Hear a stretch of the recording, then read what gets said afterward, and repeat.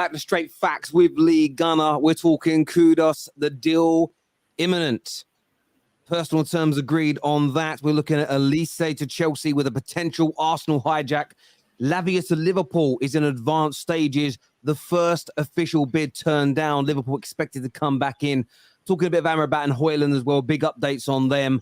And we're going to be looking at some of the previous preseason game, getting Lee's opinion on them. We've got a big question that we'll get to later.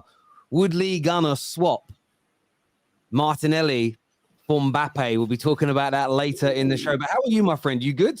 I'm good, man. Enjoying my summer. It's roasting hot. And yeah, man, the tan's coming on strong. It's all good. Hey, it's the tan's looking nice. The golden child returns. We all know it's not from the sun, though. You all know it's from the mud that you're constantly... Yeah, the mud, like flip-flops, mud, you know. It is what it is. It is what it is, mate. But yeah, it's a lovely day out here today. And absolutely. It's all good, and, it's all good, man. Listen, this is what it's about, tell you. You work hard, you relax, you play hard, you work again. Yeah? Never miss a day off. The best never rest. Ozil told us that. Do you remember? The best never rest. I like that. Well, he rested in a lot of big Apart games. From when it was an away game and then he did have a rest. Yeah. I hear you, mate. And there's obviously been some big news just before we went live that Liverpool have had a £37 million bid for Lavia turned down. That's come from David Ornstein. But they look like they're going full steam ahead with this deal. Fabinho hasn't left yet. There's some problems with that deal. It might actually fall through. But they're going for Lavia, talented player, but a very young midfield next year for Liverpool, it looks like being. It's a youth project. They're going to be in phase one. Obviously, no, Rome wasn't built in a day. Now, look at what he's done for the club. The fans are on side. You know, the vibes are good. Everything's good, tell. Like, all jokes aside. Yeah, they've actually done some good business so far. McAllister's decent. I like McAllister. Szoboszlai, like, depends how he fits in. But from what we've seen previously, he looks like a half-decent player as well. And if they get Lavia, yeah, it's gonna drop the average age, that's for sure. And listen, is he better than Fabinho? Probably not. Is he more mobile than Fabinho? 100%.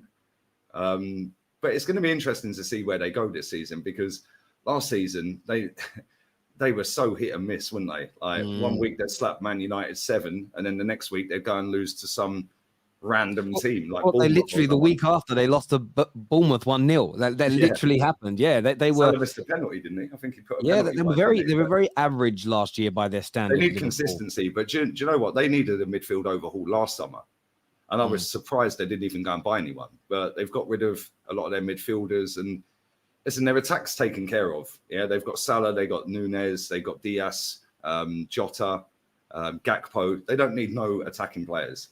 Yeah, but they've now sorted that or trying to sort that midfield out. The defense, if Van Dijk can find maybe even 25% of the form that he used to have, then, because last season he was shocking. Yeah, absolutely fell off a cliff last season, but obviously injury caught up with him or whatever, I don't know. But they've got Konate there, the goalkeeper's quality, as we know. Trent, I don't know whether he's going to be playing right back or inverted, hybrid, whatever these hipsters want to call it, I don't know. But yeah, but they've got the basis and a core. The attack's sweet. You know they're going to bag goals. It's just now the midfield. Yeah, and if they can sort their midfield out, which it looks like they're doing, they will be a problem next season. It's just how quickly they can adapt to playing with each other. And if they adapt pretty quickly, then they're going to be a bit of a problem for a few teams. Yeah, for me, when I think they'll get this Lavia deal. When the interesting thing about this Lavia deal is that, according to Fabrizio, Arsenal and Chelsea are still going to come in for him. So I'm quite intrigued to see what happens if Arsenal and Chelsea come in, because Ornstein's saying personal terms are no problem. I don't think personal terms for any one of those three clubs are a problem. It's which one of the three clubs he wants to join the most. Liverpool, most Liverpool fans, we have Sam, of course, does Straight Facts with us on a Friday. He believes that Liverpool are still far more attractive than Chelsea and Arsenal. One poor season for them doesn't make Arsenal a better proposition. I think if Fabinho's leaving as well, they can offer him absolute first-team football. When you look at Chelsea and Arsenal, if he goes there, he will be backup to Partey and Rice, Caicedo and Enzo. Where at Liverpool, if Fabinho does leave, this man is going to have to be the linchpin midfielder. So I do like. I think Liverpool will get him. When I look at the 3 clubs in for him, I know Arsenal are in a really good position at the minute. They're improving. They've got a very talented young squad. Everyone's excited about your rebuild ending. It's over now, as far as I'm concerned. Chelsea at a different space. But I just think being Jurgen Klopp and Liverpool are still massive. They did have a bad year. I don't think the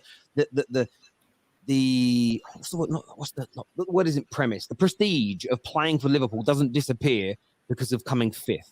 At the end of the day, and if they're saying, look, we want you to be the main DM in our team, no one else in for him can offer him that. So I do think Liverpool will get it done. I do think he's talented. However, there is a however in here. It's good enough. The team will be good enough to make top 4 next year. Not guaranteed, but good enough to do it. But Liverpool, with the signings they've made thus far, will not be able to win the Premier League. They haven't. The midfield is young and inexperienced, and they haven't played together. So you've got to find chemistry.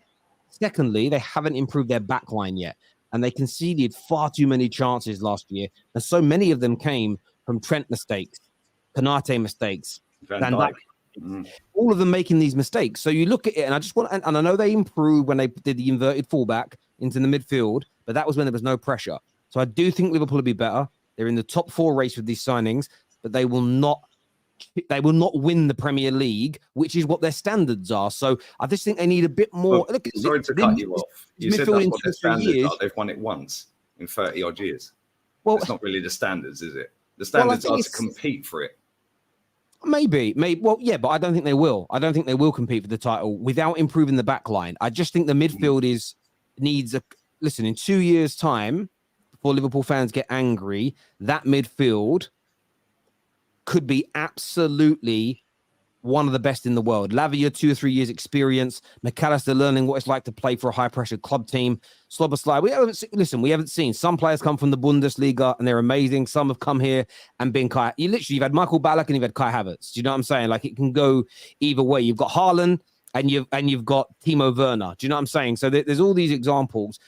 I think that midfield will work, though, but it won't be a good enough midfield. Arsenal's midfield, Man United's potential new midfield, City's midfield, all better than theirs next year. And midfield is where so much of the winning of titles is done. It protects that back line and it feeds that front line. And I just don't think it will be good enough to win the league, but definitely good enough to put them back in the top 4 next year.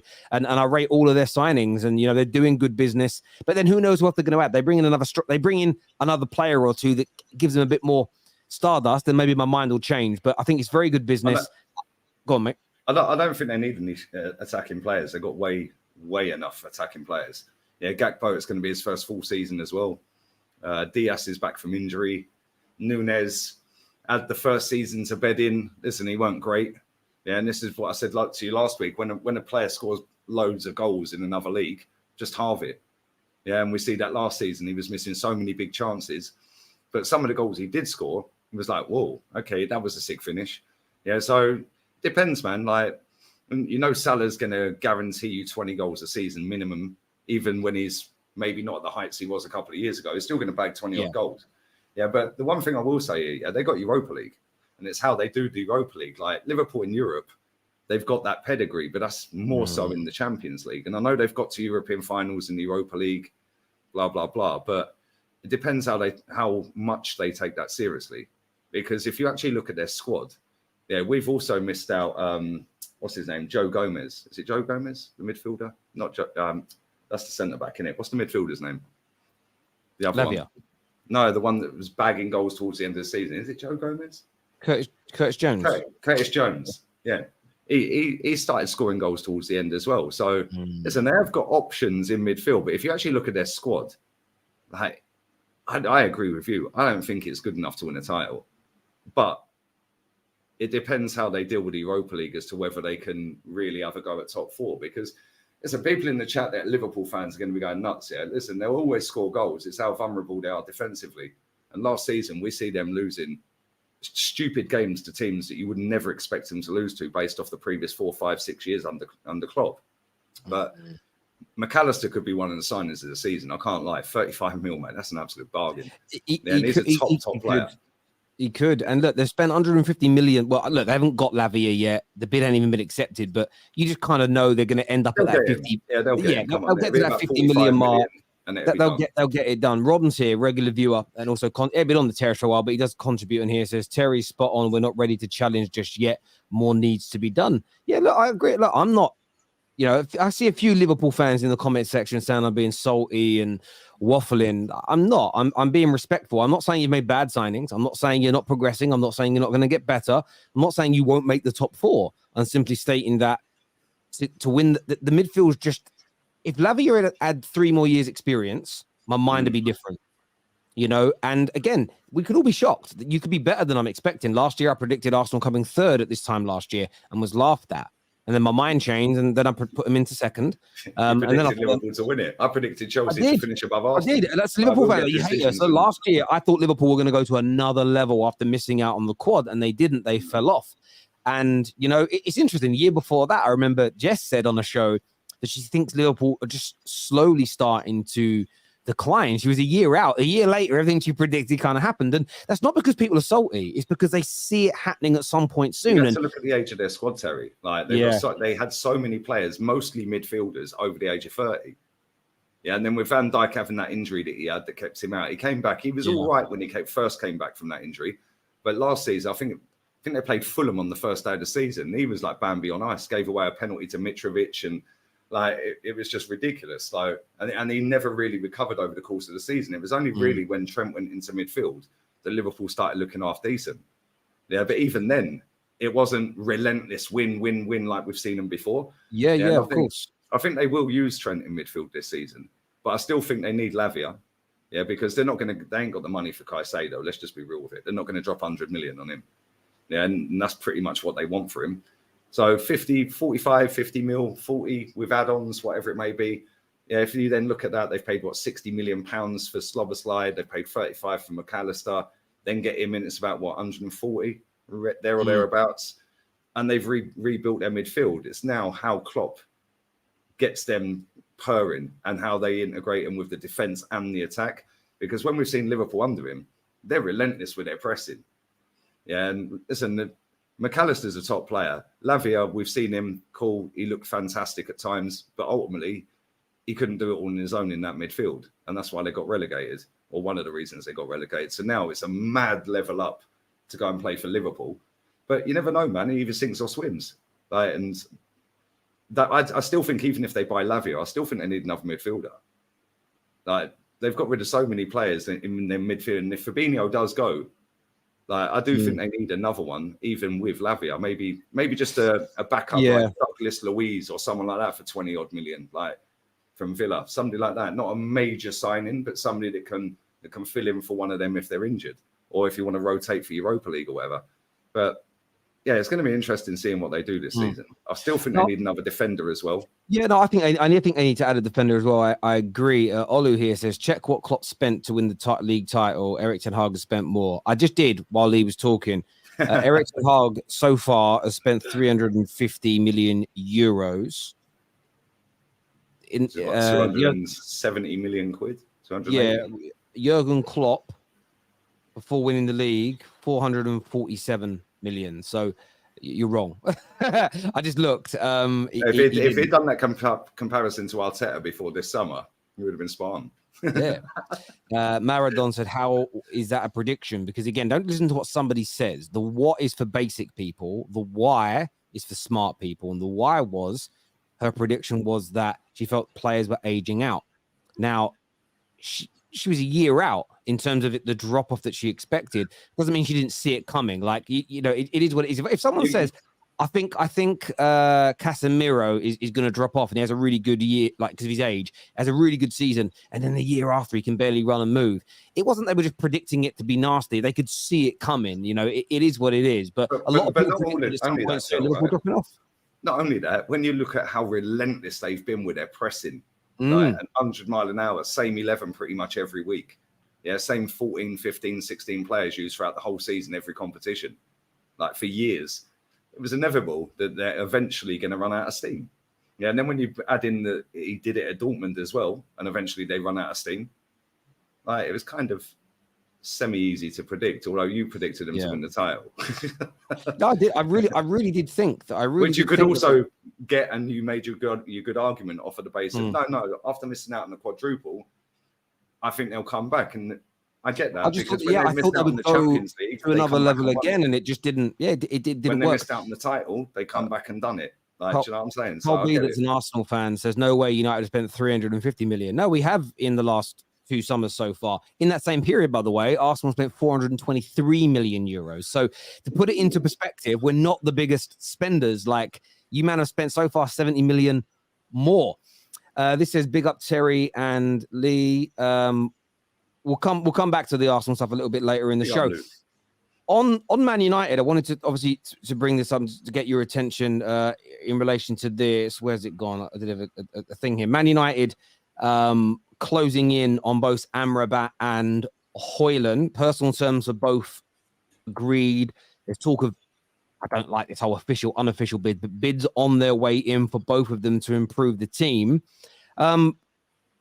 Listen, I know we spoke about Hojlund, last week, and I know you're not the biggest fan. You think he's a little bit overrated, and I understand that. In terms of Amrabat joining Man United, that deal again is another one that looks like it's on its way to happening, on its way to completing. Talks are that he's rejected Liverpool in this process. They did make an inquiry before going in for Lavia, and he wants to join United, which is great. How much do you think he'll improve Man United? Quite a bit. I'm shocked Liverpool ain't in for him. I think if they went and got him and Lavia, I think they're sweet in midfield. Well, Liverpool were. They got rejected. He wants to join Man United, according to the reports in Italy. Yeah. Well, there you go then. If he only wants to go Man United, why is that? Has he played for Ten Hag before? I don't know. I'm not sure. I don't watch Dutch league football, like 99% of the people on the planet. But if there is any Dutch in the chat or Ajax fans in the chat, let us know if he's played for him. But he's a top player, man. And for 20 odd million, mate, that could be the bargain of the season. You never know. But again, it's a different league. Yeah, he did it. Utrecht. There you go. So he obviously rejected them because he wants to play for Ten Hag. He's comfortable with Ten Hag, and it's Man United. I know Liverpool are massive as well, but Man United, former manager, Casemiro, all of a sudden it's kind of screaming out to say, yeah, I don't really want to go Liverpool when they're rebuilding the midfield. I can go and play with Casemiro. Bruno's there. Mason Mount's there. Like, whether you rate him or not, it's still a name, isn't it? Whereas you're going to go to Liverpool and you're going to be playing with Lavia if he goes, or you're going to be playing with Slobosly.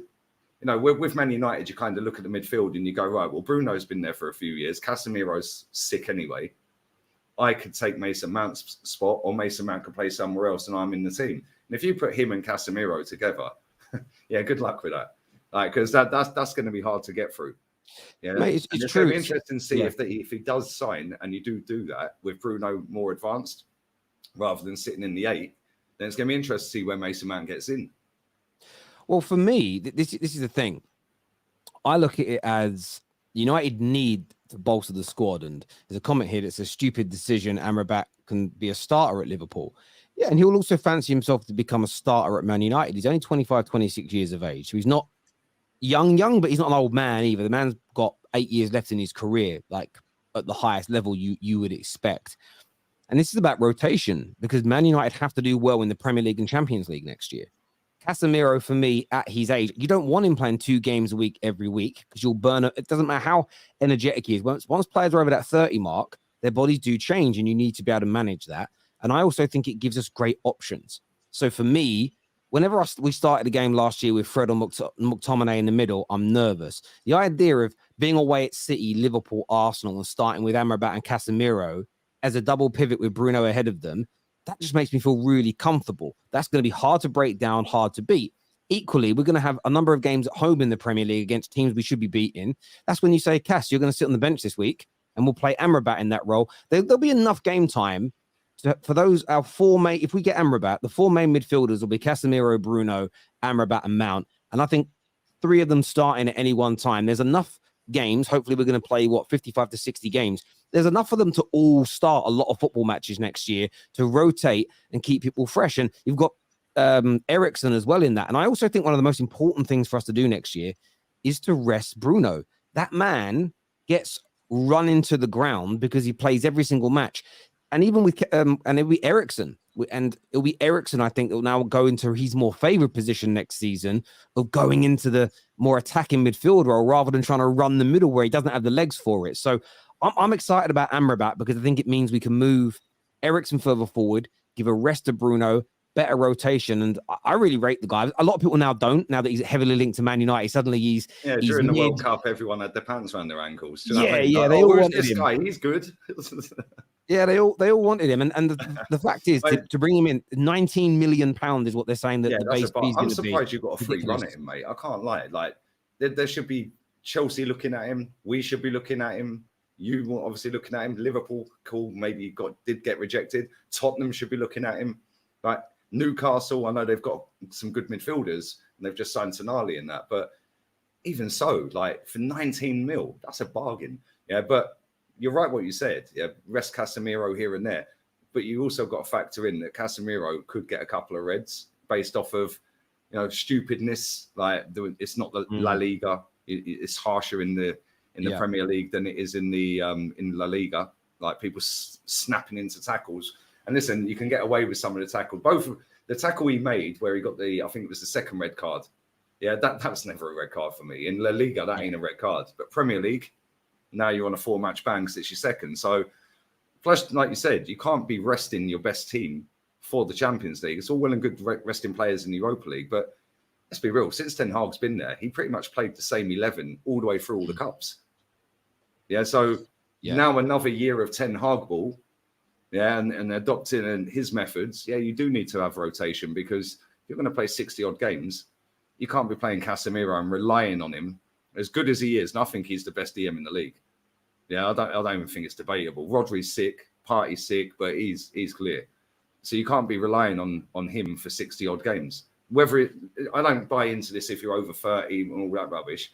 Yeah, but I do think that you can't rely on that guy like solely for 60 games without having an adequate backup. And listen, they can play together as well. 19 million, that's a bargain. That's you're absolutely. I'll take him at Arsenal.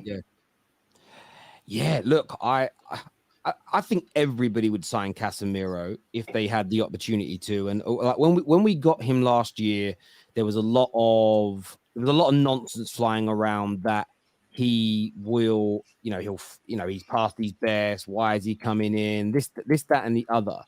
And from my point of view, I just sort of look at it from the angle of he was always class. He wanted a new challenge. He wanted to go United. He wanted to help get us back to our best. And he's very much done that. But we need to.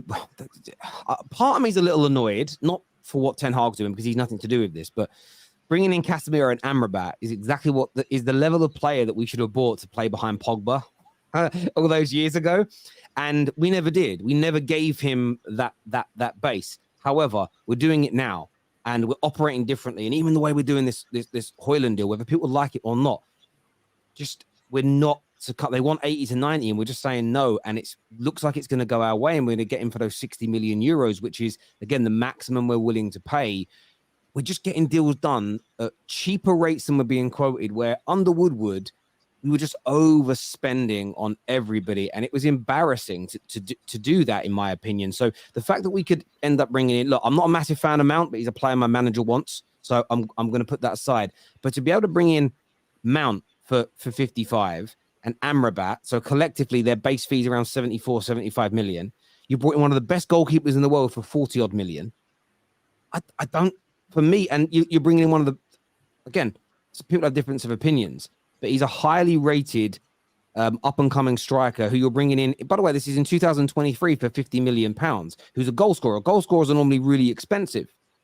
And to bring all those players in for what a combined total of, I don't even know what that adds up to in total. I'm going to whack it all in here. It's 167 million. It's a lot of money. I'm not claiming it isn't. But for 4 signings, it's pretty damn good. And I think that then leaves us a little bit of money when we get all our sales in. And we're selling a lot of people this summer as well. I still think there's room to go for Harry Kane. I still think there's room. Those rumors that came out on Sunday night about, Levy having pressure on himself to sell them because the owners don't want to lose £100 million asset. I believe they're true. I genuinely believe the owners are going to be, listen, Daniel, I know you don't want to lose face and see him go to a rival, but can't be letting £100 million asset. Tottenham and Man U ain't rivals, by the way.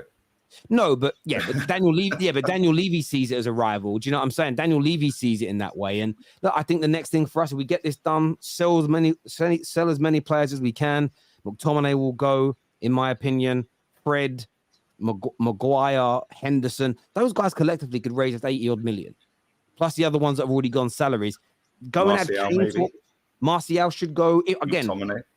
Yeah, if we get rid of those players and we go and get Kane, we are challenging for this Premier League title. I absolutely believe that wholeheartedly that we will next season. And I'm excited. We have to get the business done. But I'm excited because I think we will. I think we're really improving our team well this year. Well, I'm not sure if you sign this Hojlund guy that you're going to go for Kane. I just don't see it. I think that like it's going to cost what 60 mil, and you're playing Sancho as a false nine. And listen, he done all right against us. We're going to obviously come to that in a bit, but he done all right against us. But I'm still not convinced he's a false nine. Yeah, I think he's more of a 10, Sancho. Yeah, I've said that for time.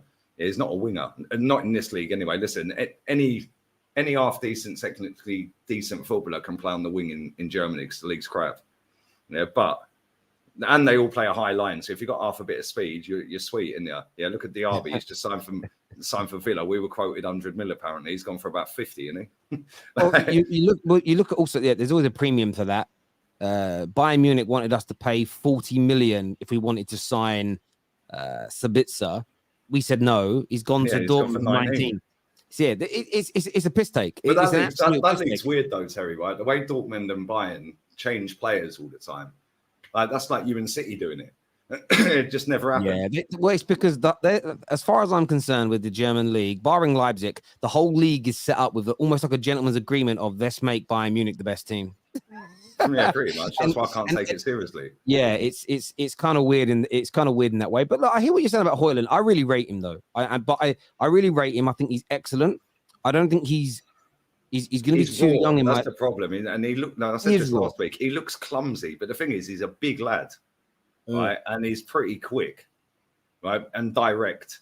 But the problem for me is, like if you just get him, obviously you've got Rashford as well, and then you get rid of Martial, for example, and play Sancho, false nine, floating around, whatever. You've got Bruno that can chip in. I still don't think that's enough. You need Hojlund and Kane. And I just don't see you doing both. Yeah, because I think that you're going to go and get another player in a defensive position somewhere, whether it be centre-back, left-back, right-back, whatever. I still think you're going to go and sign another right-back, maybe, centre-back, whatever. And not a massive name, not a massive signing, not a big fee. Yeah, but it's still going to cost dough. It's not going to be a cheap sign. It's going to be like 20, 30 mil in my opinion. I don't know who that is, but I still feel that you're short defensively. They're like left back, you've got Shaw and what's his name? Malacia. Yeah, centre back. You've got let's say Maguire goes. You've got Lissandro, you've got Varane, you've got what's his name? I can't remember. Lindelof. Who else you got? Well, Shaw will come in and cover because the manager quite likes him there. We are linked to it. No, it's not that we are linked to another centre back as well. But for me, say we get the 4 players we mentioned on the show in, and then it's get another centre back or go and get Harry Kane. I'm saying go and get Harry Kane because he'll score 30 goals. Yeah, and goals win games, defenses win titles, Derry. They do. But I'm not. I think our defense is. Listen, Man United record last year is in their goals conceded was skewed because when we lost, we got battered on a number of occasions, but we had more clean sheets last year than anybody else. And we all saw how bad De Gea was at times. It wasn't because De Gea was pulling off worldies. He's definitely upgraded. De Gea's this guy on Nana's an upgrade massively. So I think that Mount is an upgrade on some of your midfield. I think he's an upgrade in Eriksen. Eriksen's finished. I've rated Eriksen all way. Even when he was at Spurs, I was fuming he was there. Yeah, but he's an upgrade on a lot of your midfielders. But even if you bring in Amrabat, even if you bring in Hojlund, I still feel like you need a striker and a centre back, and I just don't see you doing both. And I know what you're saying. Yeah. Goals, go and get the goals. We'll win games 4-2, 3-1, 4-3, cool, whatever. Because you are going to consider Varane can't be relied on. He's not going to do a whole season. Let's just be real with that. Lindelof looks good at times, but then other times you think, Jesus Christ. We did bring in Johnny Evans. Johnny Evans is there, so Might as well get Phil Jones back. Yeah, no. Listen, I do hear you on that, and I think that's one of the question marks over Man United. There's no doubt about it. But when you actually look at what we're about to spend on those 4 players I've mentioned, you're talking 106. You're talking 170. 170. It's not inconceivable to go and then drop 100 million on Harry Kane and do 270, like as in spend in a summer. If you can bring in 100 million of sales, it's just not inconceivable. How much is Martial worth? How long's he got left for? 1 year, 2 years? You'll probably get 15, 20 million for Martial. Okay, Fred? About the same. So it's 30, let's say 30. 30 yeah. McTominay, you could probably get about 15, maybe more because he's a bit younger, isn't he? Oh, yeah, say 20 million for him. So we're on 50 million now. Yeah, then Maguire, okay, maybe 30, 35, 40. Maybe 30. Let's say 30 to play it down. So then we're looking at 80. Harry Kane money, but you still need a centre-back. No, I get you. Will be injured. Lindelof will be a liability. You got the Dean Henderson money as well, which will probably be about 20 million. So I reckon we can raise 100 million if I'm being conservative. Then it's about what we go and do. I would rather go for Kane. That's just my personal preference. But yeah, it'll be intriguing to see what we go on and do. But I'm excited about what we're doing. And like when I watched us play you the other day, again, I know it's pre-season. And I tried to say this on my match reaction show 100 times so people didn't go crazy. But I'm not saying, right, we dominated the ball in the first half, we beat Arsenal. That means we're definitely winning the league or definitely finish in front of Arsenal. I'm not that stupid. But I kind of watched Man United play in that first half, and we're up against a strong team of yours as well. And we had more of the ball. It was only Jesus and Zinchenko that are not in the team. And you can look at us, and we don't have our number 9 in yet. We don't have a new goalie in. Casemiro wasn't in the team, so both had a couple of players missing. But we dominated the ball. I was actually really happy with what Mason Mount did. Nothing spectacular, but helped maintain the ball. Was strong in possession. We countered well, so the transition was very good. And then we had moments where we really played some nice football. And I just look at that and think that is a blueprint with Onana in the team, Cass back in the team, Amrabat in. Hojlund, and I pray Harry Kane comes in. I don't see why. I'm not saying we'll win the league, but we will definitely challenge. Can I ask you a question? Well, obviously, watching that game, yeah. Because I've seen so many people crying about the tackle from Lisandro. Right. Firstly, in my opinion, he won the ball. Yes, he was harsh. Listen, it's Arsenal Man United. That ain't ever a friendly. Before the game, I watched your video. You were spot on. Everyone's saying, "Oh yeah, we can't lose to them." Make a statement. Let's show how clear we are as Arsenal, clear from United. And your manager's coming out saying it's never a friendly game. We always knew there was going to be a few like some of the tackles on Garnacho, like were a little bit iffy as well. Kieran Tierney, like at times as well, was a little bit okay, yeah. And then obviously, we brought Thomas Partey on in the second half, and you didn't really do a great deal after that. I know there was wholesale. I think you changed the whole 11 at half time, didn't you? Or within the whole we did the whole 11 barring the whole 11, 10 outfield players, but the whole thing. For me, all that highlighted to me that game, number one, Lisandro is a decent centre back, right? Yeah, and Saka needs to get up and just go, right, cool, I'm a target. Yeah, they're gonna fly into me. But he did win the ball, by the way. Right. So anyone who wins the ball, I said this about Casemiro last season with that tackle, he wins the ball. He got sent off. For me, if you win the ball, you can't just press pause and stop. Yeah, and people say, oh, it's intent. Well, how do you know what he was intending? He's intending to win the ball, and he won the ball. So how's that? So anyway, my point stands at this, right? All that highlighted to me that pre-season game was that Eddie Nketiah is not good enough to play up front, and Kai Havertz is shit. That's it. And Gabriel's still got the bozo gene. And the goalkeeper's on fraud watch. Because I thought we should have saved both of them. Yeah, so I didn't really learn anything that I didn't already know from watching that game. And I know a lot of people are saying it's pre-season night, you can't take, and yes, it is all about fitness, but it's all about confidence as well. Yeah, and if you look at last season, we won every single game, I think, in pre-season. We then started the season, and look at the season we had. Yes, I know there's been instances where Man City have lost every game. I think they lost pretty much most games last season, didn't they? And then won the treble. So I get it. But for me, it was like, right, we put pretty much our best 11 out other than Jesus and Zinchenko. For me, Zinchenko ain't the best 11 anyway. Yeah, so it's only Jesus missing, right? Tomiyasu, well, again, that didn't really show me anything I didn't already know. He's bang average. But there was 2 positions out of 11 that weren't strongest on paper. And I thought we were poor, man. Yeah, no, and I didn't watch us against the MLS All-Stars. I see the highlights, but I did watch that game. Yeah, and I thought, right, it's Arsenal, Man United.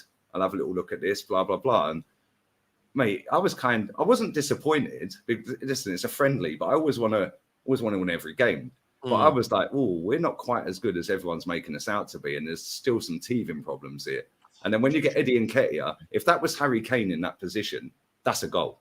And that, for me, is the difference between coming second and coming first next season, or coming third and coming third. If you get Harry Kane in them positions, one shot, bang, it's a cross goal, it's in the back of the net.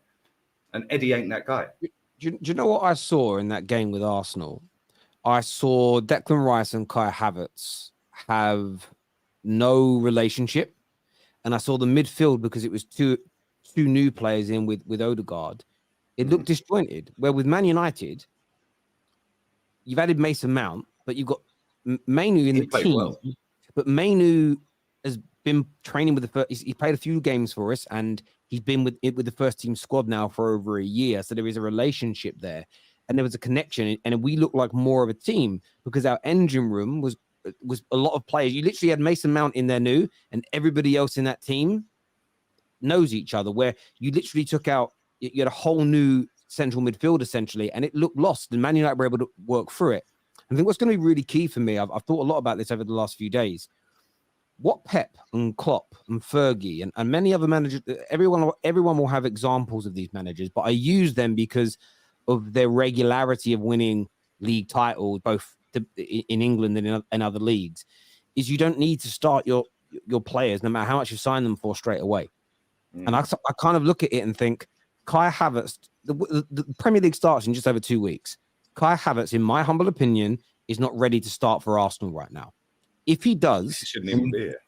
Well, yeah, you believe, yeah. I mean, some Arsenal fans believe that. I don't think he's ready to start. And we have all heard Arteta saying press conference, but I haven't heard, I didn't watch it, I just read the articles about it, that he has kind of said that, you know, Partey and Rice will start together. And I think this, for me, that's why I'm saying to Arsenal fans. That's what we were under the impression as fans. Yeah. I'm saying to Arsenal fans, I wouldn't overreact yet. Equally, I'd say to rival fans, don't start like rubbing your hands together and licking your lips thinking that, this Arsenal experiment's going to fail, because you could watch against Barcelona in a couple of nights' time. You could have Partey and Rice start together and they look like a powerhouse, and suddenly you go, oh, wow. Where Arteta's got to be brave, ruthless and smart is if a player isn't ready, whether it's Kai, whether it's Declan Rice, you don't force the issue because of what you spent. And a prime example would be Fabinho when he came to Liverpool. Would be, you know, you look at players Nunes. Like Nunes was on the bench at the start of the season for Liverpool. Nunes and then bled in. Rodri in his first season. Yes, he wasn't as expensive. Grealish. But you great examples, but you shouldn't force the issue. If someone isn't quite ready, you don't force it, you blend them in. Now, we did it with Lissandro at the beginning of last season. He weren't starting all the games early on, and then he was bled into the team. We did it with David De Gea when he first joined the club 10 years ago. We slowly bled him into the team. It's been done numerous times by managers, and I think this is where you will assess Arteta as a manager versus a coach. This is a manager's job now to make this worse. Coaching, great, you can coach people all you want, but knowing who to pick, and he got it wrong at the end of last season. Should have dropped Partey earlier, should have dropped Holding earlier, because you were a better team with Kiwior. I disagree about Partey being dropped, by the way. Oh, do you? You shouldn't have dropped him earlier. Yeah, listen, like, Saliba was a big miss, but that's why we needed another centre-back. He buys a centre-back, Kiwior, and then didn't play him. Yeah, he was playing Holding. So now you've got Gabriel, who was literally brilliant from Christmas or when the World Cup finished, come back, he was superb. Whereas before the World Cup, Saliba was superb. But together, over the season, as a duo, they were pretty formidable. But then Saliba gets injured and he goes, I don't fancy the new centre-back, we'll put Holding in. But now Thomas Partey's running around like an idiot, trying to cover. And we're all over the gaff. And I don't blame him for that. I blame the club for that. Yeah, the manager's got to take responsibility. You're putting Rob Holding in over a centre-back that you brought in January. And I said to you on this show, weird signing to buy a centre-back from like a Polish centre-back in January. That was a summer sign. That was like a now signing. Give him a pre-season, off you go. Which is why he never played him, because he didn't trust him to be able to be good enough of that level at that time. So he trusted Rob Holding more. And ultimately, that pretty much ended our title hopes. And everyone will put it on Thomas Partey and Rob Holding. You've got to take into account Saka ghosted for 8 games. The goalkeeper was shocking. No, I agree with you. No, I agree with you. I agree. And we'll have different, everyone will have a different opinion on who. But this is where you need your managers to be ruthless and not just say, right, you're going to play for the sake of playing. And has he learned from those mistakes? I want to go to some of the super chats that have come in here. The first one says, okay, that's a weird one. Partey didn't play either. Big loss. Yeah, look, Partey didn't play. Look, it'll come fit. Well, he came on in the second half, and Man U barely had a chance. He's our most important player. I don't think he's our best player, but he is our most important because when he's on the pitch, like I know he has like everyone has a shit game, Terry. Yeah, like I've seen Casemiro get absolutely run through against Liverpool. Like, do you know what I mean? Like everyone has a bad game. Yeah. But Thomas Partey, when he's on the pitch, I'm more confident that we're going to have a good midfield. Even with Xhaka, and then Xhaka had his best season. Odegaard had a great season, his best season in terms of goals. Yeah, so that 3 last season, when they were together, soon as you start changing it around a little bit, all of a sudden, okay, now Rob Holding's in the team. Partey's thinking, right, I've got to drop back a bit more. And now he's just running around like an idiot. Yeah, and then doing stupidness. Like, look at the game against West Ham. I think it was Declan Rice who tried to flick the ball over him. And it's like, that's because, like we're just drawn at Anfield. We're now, oh my God, like all of a sudden you get knocked out your rhythm. People do stupid things and that's pressure. Yeah, but Thomas Partey for me is our most important player. Take him out of the team, we're worse. Yeah, I mean, the fact you're keeping him, it changes how I feel about Arsenal as a rival. Keeping him with the addition of Declan Rice, you think that is such keeping him as it stands. As it stands, yeah. Well, I did read one report. Anything can change. Saudi might come in and offer 100 million. Yeah, and then you got to do it. This here says Eric Ten Hag puts down markers in friendlies. Look against Liverpool last year, beat them in pre-season, plus 3rd game in Arsenal, 4th game in this year. Yeah, look, I think there's a bit of I think there'll be an element of psychological advantage for Man United in terms of, well, we know we can dominate the ball. We know we can score goals against them. I take it with a pinch of salt though, because competitive football is different. But I think pre-season's used for fitness, but it is also used to get confidence into people. So I look at it this way. I don't think it's the be-all and end-all to have won the way we did, but it's nice to. I would much rather be playing well and winning friendlies than not. I'd much rather that. It builds that momentum as well. Like, listen, we brought on Partey. You barely created a chance in the second half, but we didn't score. We didn't score a goal. Yeah, and there's going to be a lot of games next season where we're going to be very frustrated as Arsenal fans, sitting there going, do you know what? We've not played great. We're 1-0 down. Yeah, like second half, we've come out with a new team, and then we're just like I said, Eddie's chance, missing a sitter. And that is the difference. You can't, if you get a chance, and we've seen Eddie do it against Newcastle in a 0-0 at home last season. He had one chance at the end. If that's a top striker, that's a goal, and we win that game, get an extra 2 points. Yeah, we've seen, obviously, he's done it against Man United. He scored the winner in stoppage time or near the end, but he's not clinical enough. And when you're at that end of the table and you're trying to win it, you have to have a clinical striker. I know Man City have won the league without a striker 2 years before Haaland turned up. Yeah, but now he is literally going to bag another 30. I wouldn't be surprised if he scores more goals this season. And you've got to keep up with that. We're trying to keep up with that. So you've got to go and get a 20, 30 goal a season striker. The only one that's available, well, he is available, is Harry Kane. I'm shocked we ain't put 100 million on the table and said, right, reject that then. Yeah, reject that. Yeah, dangle 100 million in their face. It's got a decision to make. Yeah, we should be all over it. Do you think Harry Kane would sign for Arsenal? I think he would. Listen, people think I'm deluded. I don't care. If you offer 100 million quid, he comes in, he's going to be the main guy all season. You can still get Gabriel Martinelli in the team. You can still get Jesus floating around. You can still get Saka, who's irreplaceable. Like, he never drops him, which I think is going to come back to haunt him potentially this season when maybe an injury. He's very rarely injured, Saka, but he's played a hell of a lot of games in 3 years. And I do think that when you've got Jesus, Trossard, Martinelli, get rid of Eddie, get rid of Balogun. If you want to get rid of him, I'd keep him over Eddie. But Jesus can play up front. Trossard can play up front. Martinelli can play up front. Now you drop Harry Kane as the main boy instantly. When we're going out against teams, they're thinking, boy, he can score a header 20 yards out. He's literally lethal. Left foot, right foot, side netting every time. Penalties is pretty relentless unless it's England, France, right? or Spurs, Forest, right? But all of a sudden, now you have an edge in the big games as well. Yeah, whereas the defenders really get scared of Eddie Nketiah coming off the bench. Yeah, he'll run around a lot. He's a pest. But they know that he needs 3 chances to score, whereas Kane, out of nothing, he'll score you a goal. And I think that's what we need. Yeah. And I think he would come to us. They need to get rid of him, mate, because otherwise, if he don't sign a contract, they're fucked. Yeah, wave 100 million at him, give him 300 grand a week, or not even that. You're going to go in the title charge if you've got Harry Kane. So sell the title charge. You're going to break the record at Arsenal. You started at Arsenal. Bro, you've come back all these years later. You could win a trophy with us. Champions League football, all of that. I think he would sign. And I think Tottenham, as much as they would hate to sell him to us, if we put 100 million quid on the table, mate, they ain't really got a choice, have they? Unless he decides personally to continue being a loser. Do you know what, mate? I've been saying this for about 2 weeks now. The reason I think they should... Bayern Munich would be their best option, gets them out of England. But whether it's Man United or Bayern Munich, Arsenal have got the Spurs have got to do it. Because let's just say you can't get the deal done this year. Let's just say out of spite and hatred for Arsenal, they reject 110, 120 million from you. I don't care what he says publicly, Harry Kane, because publicly he is going to say no to this. Yeah. Every single Spurs journalist will say no chance. In my personal opinion, he would sign for Arsenal. In my personal opinion, he'd sign for Chelsea. He'd definitely sign for Man United. I think Harry Kane... I don't think he is unambitious. I think Harry Kane has just been too loyal to Tottenham and believed in their hype a little bit too much.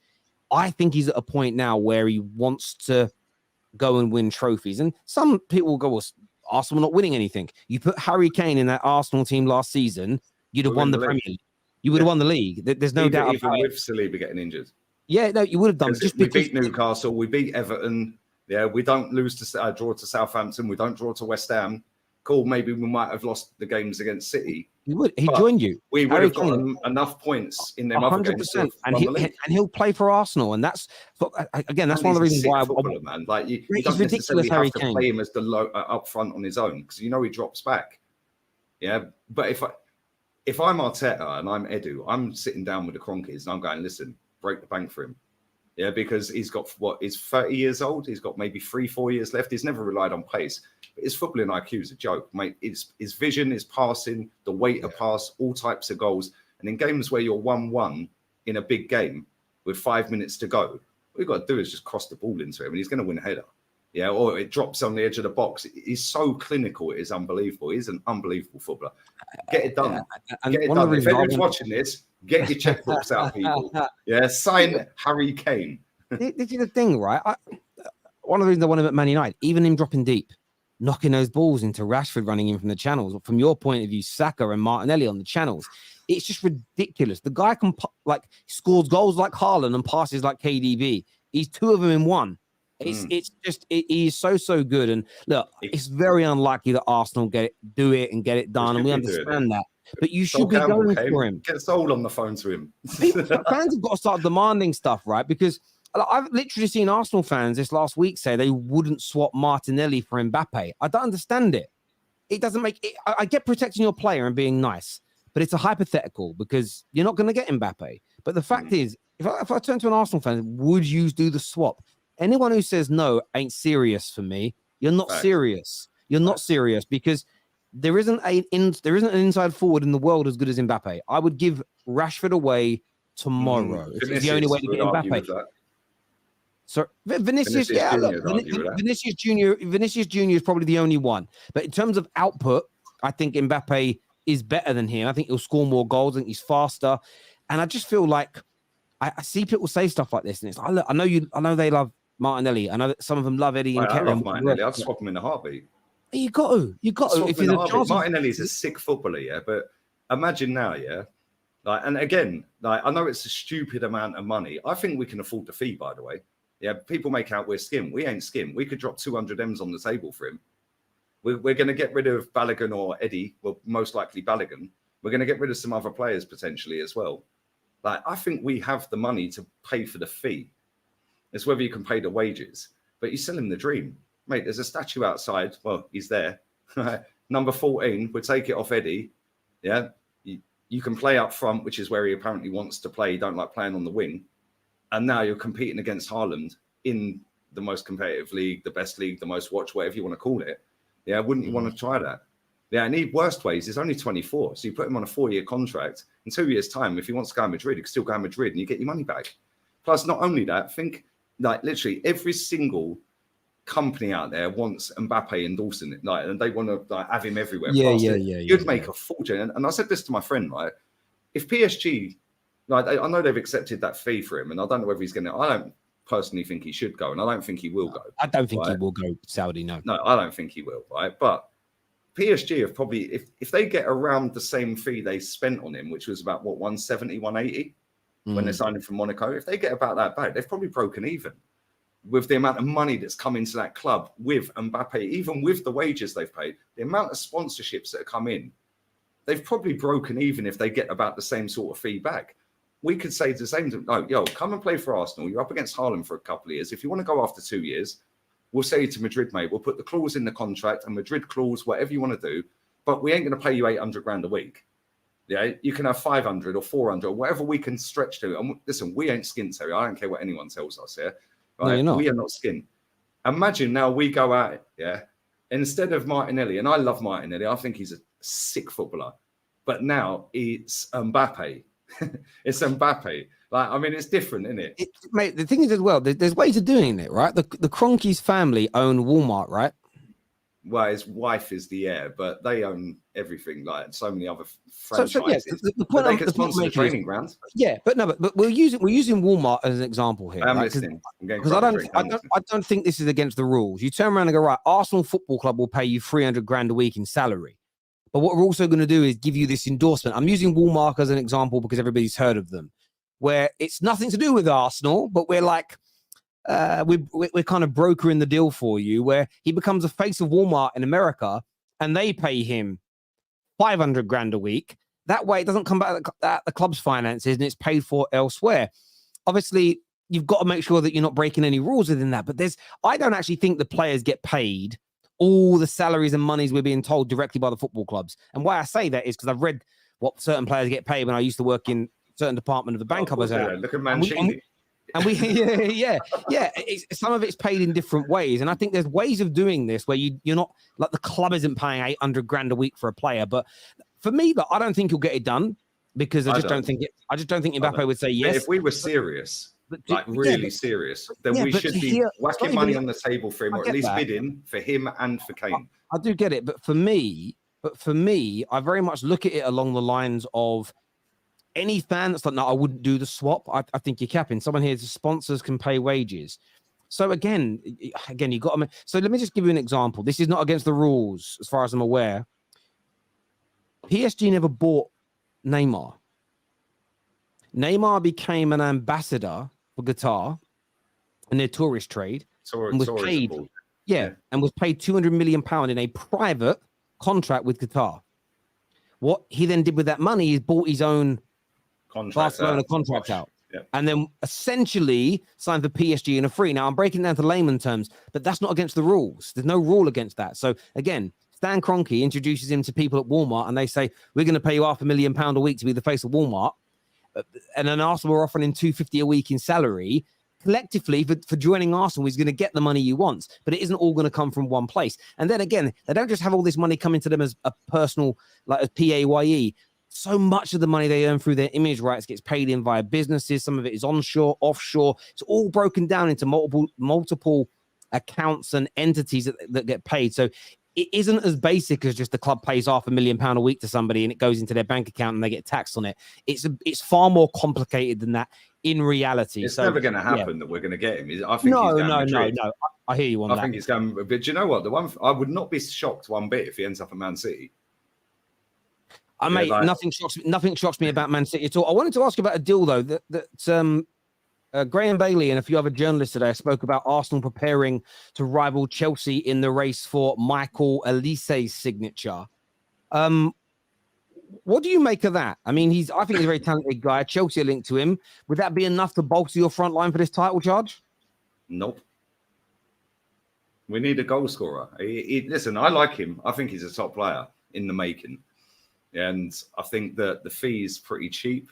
The wages will be cheap in comparison to other players in them positions. But listen, I wouldn't say I'm not going to want him at Arsenal. I'd take him at Arsenal. I think he's a good player. Listen, he's miles clear of Fabio Vieira, for example. Yeah, I think he's better than Reece Nelson. Yeah, but I just, no, for me, Terry, no. Yeah, if he wants to go City, he can go City. If he wants to go Chelsea, go Chelsea. I think, to be honest, out of the two, if I'm him and I had a choice of them two, I'm going City. He could be the Mahrez replacement.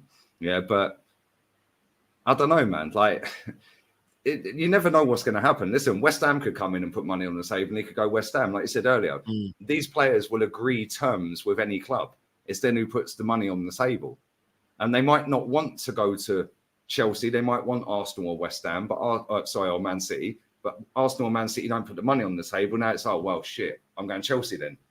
And of course, they'll try the club, even though it weren't their first choice. It's the same when a club wants to go and buy a player, and the player goes, no, I'm going somewhere else. Now you go for your second choice. Like, you're not going to say, well, I'm not going to go. Yeah. Do you know what I mean? It's a weird one. Listen, he's a good player. He doesn't score many goals. Like, he's very creative. Yeah, but listen, he plays off the right. Yeah, and I know he's played about 1 billion positions, mostly off the right. We ain't dropping Saka. Saka never gets dropped, even for England. He'll play most 90 minutes. So I think that's why we're not in for a right winger or a right mid or whatever. I think that the fact that we've signed Reece Nelson up to a new deal, it's going to work out cheaper, paying him 5 million quid in his bank and 100 grand a week, than it is to go and buy Olise for 35 plus wages. So I don't see us buying another attacking wide player. Jesus can play there. Martinelli's played there before. Trossard can play there.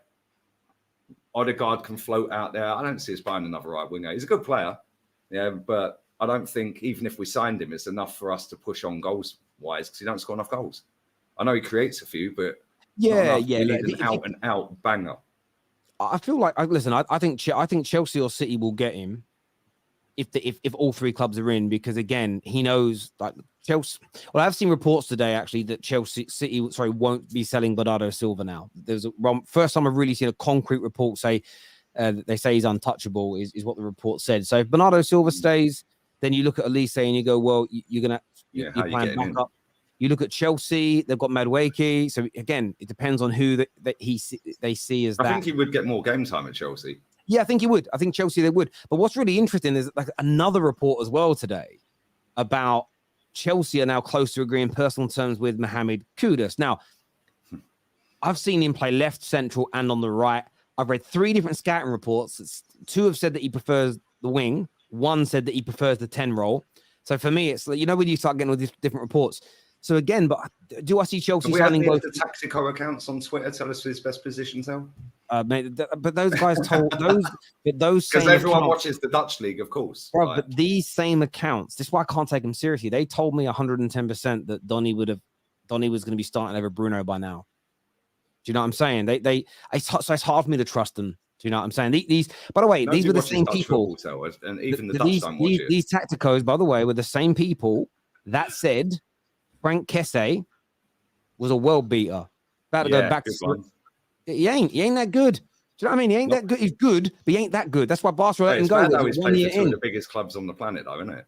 It's crazy, mate. Well, yeah, look, he's 3 of the biggest clubs on the planet. He's good. It looks like he might be getting Juve. He's a good footballer. But if Barca let you go within 1 year, that speaks volumes. It speaks volumes about where you're at. But yeah, look, I think where Mohammed Kudus goes is going to be really intriguing because there's a lot of talk now that the deal for him going Chelsea for around 40 million is nearly done with personal terms agreed and the player kind of looking like he wants to go there.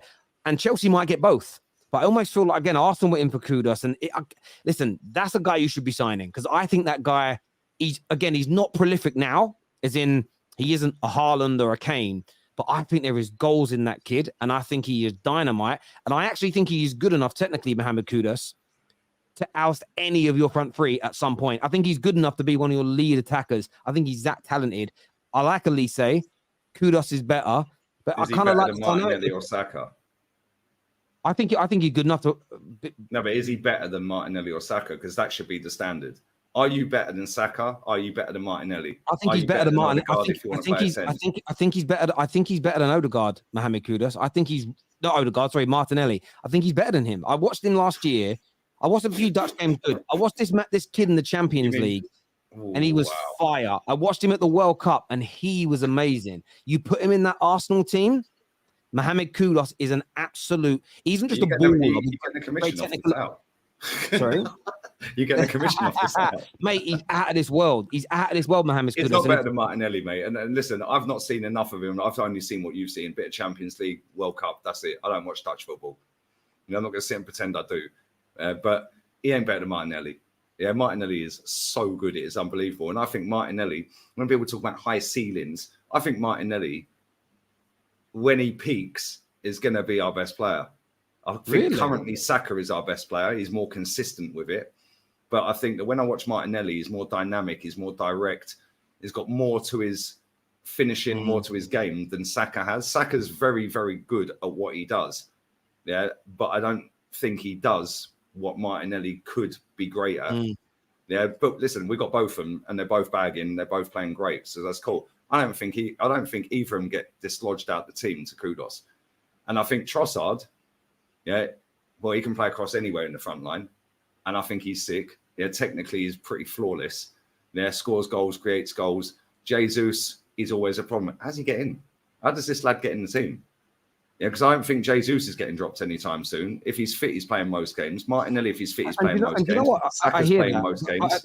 But that's exactly what you want, though, in my opinion, Lee. And this is exactly what you should want at your football club. So I'm not that. But I just don't see it. Yeah, no, so I'll explain. So for me, when I look at Kudus, I don't think it matters whether people think he's better than Saka and Martinelli or worse than them. I believe whether he's there now or in the future, I think he's got the talent to match them or surpass them. And when I say that, it's because no one ever knows the trajectory of young players. I think he's in and around the ballpark with them. And what you want is someone like him coming in who believes in himself, who thinks, listen, I know how great Martinelli, and by the way, people always take me thinking he's better means he's bad. I think Martinelli and Saka are both fantastic.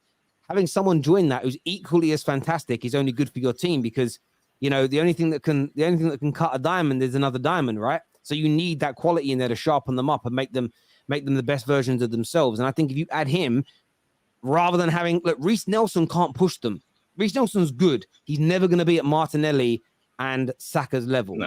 No, so you need, for me, you need to be adding people into the team that can do that. And I think Mohammed Kudus does. So it's a bit like I said about Declan Rice. I think Declan Rice within 2 to 3 years can be your captain because I think he's that good a leader. And all I'm talking about is the Odegaard fans are in bits as you say that. Yeah, but I mean, it just doesn't matter to me. I'm not an Arsenal fan. I'm just looking at it from the perspective of.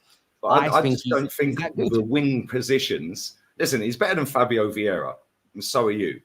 Yeah, so on that basis, he would get in our squad if we'd been Vieira, but we ain't been in Vieira. So I don't think we're going to get him in that position. Is he better than Reece? Yes, he is, but we just gave Reece £100,000 a week and £5 million cash in his bank. He's not dislodging Saka. He ain't getting Trossard's spot. Yeah, he ain't getting Jesus' spot, and he ain't getting Martinelli's. I don't think we're signing him. Yeah, if we sign him, cool. Yeah, cool, great. It's squad depth. I understand what you're saying, but I just don't see, and I don't think we necessarily. I do think we need a winger to cover for Saka and help Saka out. And Reece ain't that guy. Listen, Reece Nelson is one of the very few footballers at this football club that can cross the ball consistently well. Right? But we've just given him a new contract. Are we going to go and bust out 30 mil on this guy? 40 mil on this guy? I don't see it, mate. I just don't see it. No, I hear you on that. Look, and again, from an attacking midfield point of view, if you play Mohammed Kudus there, he's definitely, he may do. And he's definitely better than Fabio Vieira as an attacking midfield player. And as I say, the one thing about what really stood out to me last season was his Champions League performances. He was absolutely phenomenal. And I believe that you put him in listen, I think Arsenal are a better team than Ajax. I really do. Somebody said we have Champions League football now. Yeah, I was told we were signing world-class players. We ain't signed one yet. I'm not against two of the free signings. Yeah, Timber and Rice. But I was told we could attract world-class players. Well, where are they then? Yeah. The thing is, though, with Mohammed Kudus, where are they? What I'll say about Mohammed Kudus, though, him and the Martinelli thing doesn't really matter anyway, because he doesn't play on the left-hand side. As far as I'm aware, I don't even know if he's ever played on the left-hand side. He can. Okay. Someone just sent me a link here. He can play there, and he has had a few. He's played there once. Thomas Partey can play right back, Terry. Like, yeah. But that's what I'm saying. I'm just talking. So I just want to clarify what I was saying. So I'm talking about the ability and the ceiling of the guy. I think is absolutely huge. But he predominantly plays in the middle as an attacking midfield player, on the right, or as a striker. So the Martinelli situation doesn't really matter because he's never going to move into that position. However, my personal feeling is I think Mohammed Kudus' ceiling is ever so slightly higher. I just rate this kid massively. So I think it's a deal that, again, I'd love my club to be in for him. I really would, because... Yeah, but when you say ceiling, Terry, you're basing that off of what you've witnessed with your own eyes and seeing performances on a big stage, Champions League, World Cup, all of that, yeah? Right? But I've seen loads of players have a high ceiling based off of you or me or somebody in there or whatever. It doesn't mean that they're actually necessarily good. Yeah, it just means that you rate them so highly that you've put their ceiling up here. Yeah, when you watch somebody like Saka, for example, if you ask rival fans that are not Arsenal fans, how big is Saka's ceiling? Most of them say, well, he ain't that great. And when you break it down, he doesn't excel at many things. So people are always going to say his ceiling's not high, but his consistency will make his ceiling be high. If I had to pick one out of the two, of Martinelli and Saka, I'm saying Martinelli's going to have a better career than him all day long, because I've seen more that he excels at, but now it's how he hones them talented things that he can do, the attributes that he's got. Yeah. Whereas Saka's more consistent with it, so he'll go on to have a better career. You see what I'm saying? So I understand where you're coming from. So I'm judging players based on how I see them, exactly the same as you. So I agree with you on that. I want to say two things on this. I think Saka's got the highest ceiling of all three. However, I think they're all going to have amazing careers. What sometimes happens when you have these conversations, and I'm not saying me and you are doing this, but I can definitely see some people in the comments are doing this. They think by saying, if you the list 1 to 3 in terms of who the best is to the worst, if I go Saka, Kudus, Martinelli, the ones that think Martinelli's better are going to get angry, but I think they're all amazing. It's like if someone says to me, who's the best out of R9, Ronaldinho, and Zidane, one of them's coming last in that list, but I think they're all three of the greatest footballers of all time. Attributes again, though, doesn't it? Yeah. But I'm just saying, Ronaldinho was the most skillful. Well, this is the thing, though. But I think Kudus is different to Martinelli, but that doesn't mean I don't think he has a higher ceiling. I think what I like about Mohammed Kudus is I'm still not sure, having watched him play maybe 15, 20 games now. I'm not too sure where he's going to end up. Again, I've read a lot of things, and I don't consider myself an expert on him. Some say up front, a lot of people think he's going to become a brilliant attacking 8 and develop in those areas, and I like that about him. So again, the Martinelli thing, he's never going to take his place. He doesn't play there. I think he's better than Michael Olise. I think he's better than Reece James. I think he's better than Fabio Vieira. So Arsenal should be going all out to get him. Reece Nelson. Who did I say? Reece James. Sorry, Reece Nelson. Sorry, I apologize.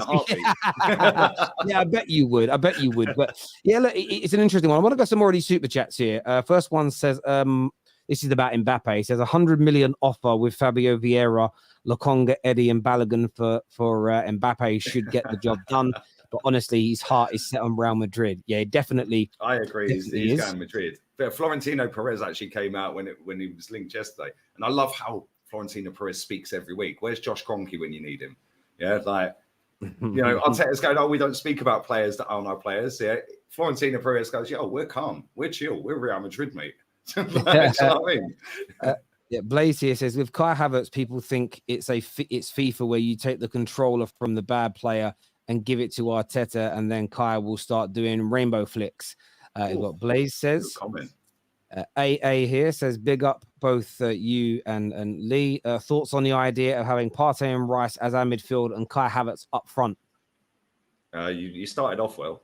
2 out of 3 ain't bad, mate. Yeah, Kai Havertz can be up top in the director's box watching the games.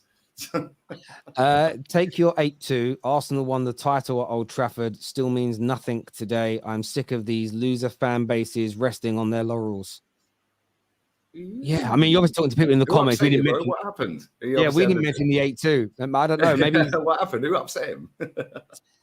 Southampton just rejected 40 million on Sky Sports News. Yes, we know that. We spoke about it earlier. But thank you, Terry Tibbs. But I think you guys will get him, Tezza, to be fair.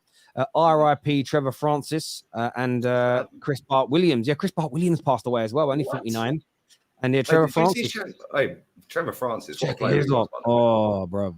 Did you see Shaka Hislop keel over the other day? Bro, the Shaka Hislop thing, honestly, I woke up about 4 a.m. I went to the bathroom and I just checked my phone for a second and I saw it and I couldn't get back to sleep. It gave me such flashbacks to my situation.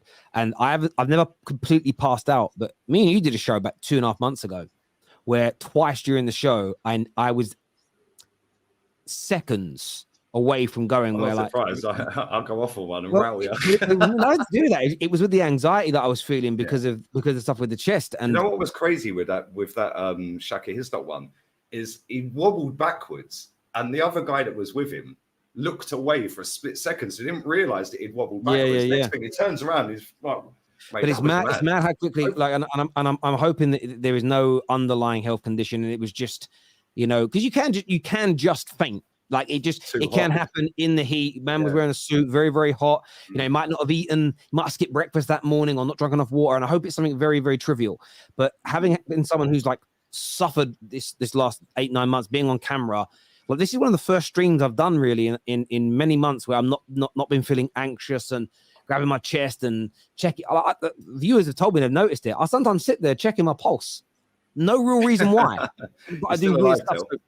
It honestly gave me like, it gave me such flashbacks, and I wish him well because I know the anxiety that comes with it. That's what you need. You need a holiday. Get some sun on your skin, mate. You're looking a bit. Yeah, no, I do need a holiday. This here says, hi, Simon Pegg. He brought Paul with him today. Which one of us is Simon Pegg? I want to know. Tell, do you think United get any more players? Yes, I think we'll get the 2 we're in for now, and then maybe 1 more after that. Big up, Terry. Did you see AFTV's Thai fan cam? Yeah, I did. I reacted to. You got to watch my fan channel reviews. I love Thai, but the way you were a disgrace, and we're too violent. He was just crying. Big up, Terry and Lee. I believe will implode this season, and so he's a Barca fan, and so will Arsenal. Arteta and Xavi will be sacked by Christmas. Do you agree with that?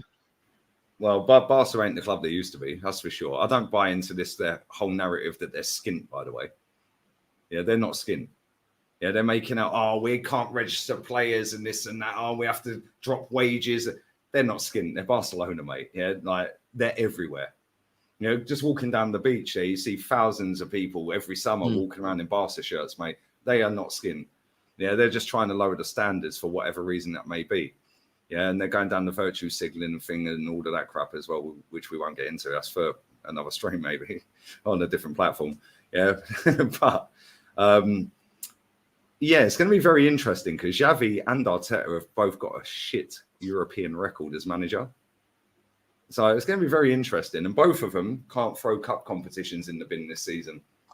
So it's going to be interesting. Listen, maybe one or both of them do get sacked by Christmas. Depends how they start the season off. Real Madrid are going to come out the traps quick. I know that.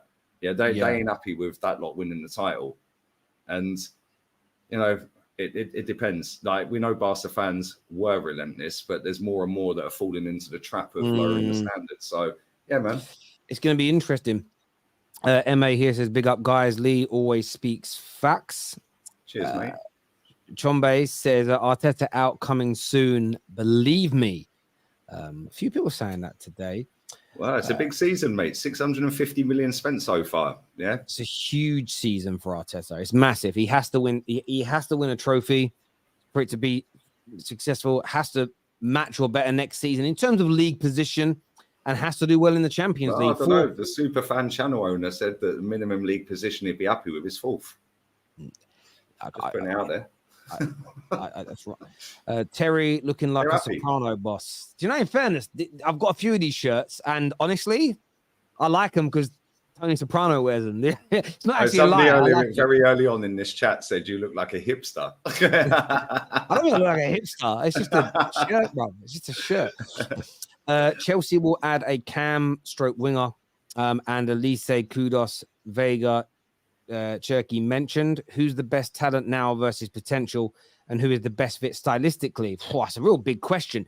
Out of all those names, the best talent right now is Kudus. Kudus talent. Olise, he's done it in the Prem to a certain standard, so I would put him above the other two because I haven't watched them play at all. So I can't judge players I haven't watched play. I think both Olise and Kudus will be brilliant in a Poch system. The way you guys have looked in your lot, I will say this. Did concede a few goals against Brighton, but Chelsea are just moving that ball nicely. Did you see Mohammed Kudus's goal? I haven't seen any football apart from the Arsenal game. Honestly, he picks the ball up. Actually, I watched Madrid against AC Milan as well. Just you probably find it on Twitter or something. Just put like Mohammed Kudus goal. I'm banned. Mate, I know you're banned, but I'm sure you've got a burner account, Lee. I'm sure you've got one. Yeah, not that I was IP banned. Do you know what I mean? Can't ever have another account. By the way, with Elon Musk owning it, it's not even called Twitter anymore. It's called X. But with Elon Musk owning it, like, I'm sure you could get your account back because that would just rattle people. DMs. That'd be great. Like, yo, Elon, I'll message him on Insta and see what he comes back with. Like, we're on first name terms and all that. Of course. I don't even want it. I ain't interested in it, Tel. I hear you. But this says, highlighting rivals, think we won't make top 4. Big up. Yeah. Do you know what? I think a lot of Arsenal fans it's going to go one way or the other with us this season. Because last season we had a great pre-season, right? And we took off 9 out of 10 wins and like 9 wins out of 10 to start the season. Then the World Cup came. Yeah, that was like a little bit of a break for us. Not all of our players played in the World Cup. Like, Odegaard wasn't there. So maybe that's why he had a great season. Martinelli didn't really play much in the World Cup. They got knocked out fairly early. Thomas Partey didn't really play much. You know what I'm saying? So it's going to be very interesting this season to see how we start. Whether we win against Barca and win a few more along the way, the Community Shield. We've got a good record at Wembley. So I do actually expect us to win that Community Shield. But somebody said this to me yesterday. The last 3 times, I think it is, that we've won the Community Shield, the team we've beaten have won the league. Yeah, we beat Liverpool, they won the league. Yeah, we beat Man City, they won the league. And we beat Chelsea way back, and they won the league. So I don't know. It's going to be interesting. Well, at least you got the chance of more silverware in that. That'd be 2 trophies for you. Oh, shut up. That ain't. That's a glorified soccer aid. Lee, would you rather sign John Fleck? I get this all the time. These people, man. Like with my 11, possible starting 11. Not that I ever said what competition it was for. Yeah, but John Fleck's better than Sambi Lokonga and Fabio Vieira and Mohamed El Neni. So on that basis alone, he gets in the squad. WCW did that to sign Macho Man in the 90s. Macho Man Randy Savage, remember him? That's when I used to watch wrestling when I was a kid. I grew out of that phase as well, about 14, similar to you, Tel. Slim Jim paid WCW to promote them with him as the face of the campaign, which covered his contract with WCW. Yeah, exactly. That's how a lot of business deals get done. Like, there's more than one way to skin a cat. For getting some sun, contact that guy in Malaga. Who's in Malaga? Well, I'm near Malaga. Oh, yeah. Maybe he meant me. I don't know. Maybe it just comes down. I was baffed as you, Tel. Arteta out is crazy. He's turned the club around, is what Tony says here. Joe, I get this all the time. Mate, if I went through the comments on my Insta reels from at the end of the season and the TikTok comments, like, I don't really check them, but every time I open Instagram, it comes up. And I go, I'll scroll down the page and I go, look at them all crying. Like, oh, yeah, you're a dickhead. Well, what part of my factual information means I'm a dickhead? Like, if you can't handle facts, at that point at the end of the season, we've done 500 million. It's our longest trophy drought for a decade. 20 odd new players. Hasn't won anything since splitting the squad up. That was toxic. Like, if people want to live in Disneyland, let them live in Disneyland. The fact is, it's about winning. And we haven't won for over 3 years. So you can say he's turned the club around. Yeah, cool. Oh, the vibe's better. I don't care about the vibe, mate. We won with a toxic dressing room with this manager. According to all the reports out there, it was toxic. Everything's toxic, isn't it, Tel? Toxic and negative. True. This is from Fled's. I actually can't say that. Go on, Tel. God, your dyslexia is doing overtime somersaults. Mate, I cannot. So it's almost like Felix, but it looks like Les. So like Felix Nova. Yeah, estoy feliz. Yeah, Is that Spanish? Yeah, that What does it means mean? novia is girlfriend. So Yeah, Feliz Navidad means Christmas, right? Is that the same word? it's Feliz. happy girlfriend. Fucking even mine's going nuts now. Yes, toy. Estoy. Oh, the Y is on the other one. Estoy feliz. Estoy novia. Estoy feliz. I know what that means in Spanish. Happy. That means like happy wife, happy life. I Pretty assume much, like yeah. happy girlfriend, happy life. Right. Okay. Cool. There or thereabouts. Yeah. There we go. Because I know what Feliz means. Yeah. There we go. Yeah, but I know what estoy means. But I got brain freeze. As a dyslexic person, reading Spanish is difficult anyway. Reading English is hard, but reading them all together. Try speaking it. Mate, I always end up saying the feminine version, yeah, which has got the A on the end of novia. Novia is girlfriend. Novio is boyfriend. Yeah, so it's got the O instead of an A. The amount of time, and the same with so many other things, mate. The amount of times so you go around saying masculine version. So you go around saying in a restaurant, yeah, I'm just waiting for my boyfriend to arrive. Stop it. Love it. Big up Lee. If Arteta doesn't get top 4, he should go. This title challenge stroke quarterfinals minimum, top 4 alone isn't good enough. No, if he don't win a trophy this season, he's gone. Yeah, and do you know what? That comment that came in before saying he'll be gone by Christmas, maybe. You never know. Listen, if we don't get 9 out of the first 10 as wins, we're instantly on the back foot. Yeah, regardless of what City do, we're worse off after the first 10 than we was last season. So, and we can't throw the cups away this season because the Champions League is one of them, and everyone's been like going mad about it for 6 years. Oh, we need Champions League. So it's going to be interesting. And not only that, the club could genuinely sit there because I don't think we finished signing players yet. I think we'll touch 700 mil by the time this window ends. I think you will as well. Manager. So they could then get to Christmas, which is now 4 exact years. Yeah, 4 exact years, and say, well, listen, we've given you nearly 750 million. You ain't won nothing for 3.5 years. They could say, and do you know what? They won't go and do what's required. They'll probably go and nick De Zerbi for 20 million and go and get him in. And we'll do it all over funny, again. Right? Like there is pressure on Arteta and Arsenal this year. The same as pressure on a lot of big clubs. But I know Arteta's loyalist fans are feeling the pressure because they won't stop DMing me how much money Ten Hag has spent, and he must have the same pressure as Mikel Arteta. And I'm just like, I'm putting the same pressure on my manager. I don't need you to tell me. I'm putting more pressure on your manager after one season. Yeah, winning a cup as well, but it was a full season. He'd done it in half. But in the first full season, we finished 8th. You got top 4 and won a cup. Yeah, but then the argument you get from these fans is, oh, yeah, but they started from £1 billion squad. Well, let me just tell you, we've got the most valuable squad on the planet. I keep seeing top gooners and super fans saying we've got the most valuable squad in terms of how much it's worth. This is now his start of his full season. Plus, you spent quite a lot of money in the 3 or 4 years before Arteta came in as well. Yeah, Emery did over 100 mil. Yeah, like you spent a fair amount of money. I'm not saying you spent as much as what Man United had done, but equally... We did 72 on Pepe. We did 25 on Tierney. There's a one. Yeah, 8 on Guendouzi.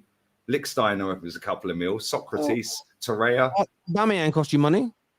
Yeah, but that was Wenger. That was way before. But when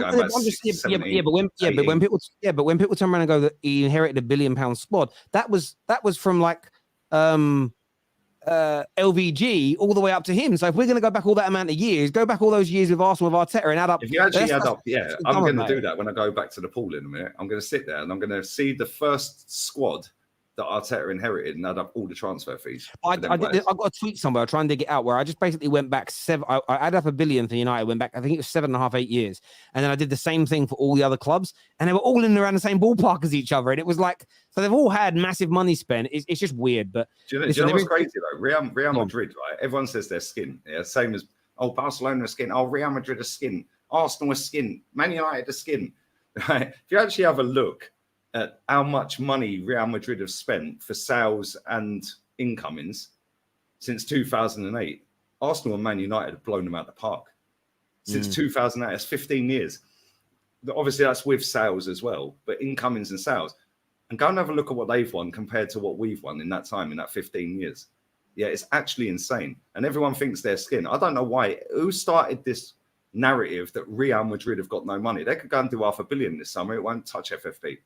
It's mad. They're very much good. Which is why they're getting Mbappe. I hear this says Lee wants world-class players. The GOAT, Betela, from Gramo is coming to North London, according to sources in Brazil. Yeah, it's an £8 million deal I've read for some completely unknown Brazilian. Another Edu masterclass. Yeah, like, do me a favour. Yeah, how many more of these Brazilians? Where's Marquinhos, by the way? Has anyone seen him? Is he still crying after scoring the Europa League goal? Yeah, and then going to Norwich and doing nothing. I did notice Austin Trusty's on the pre-season tour. Jeez. Yeah, Austin Trusty the process.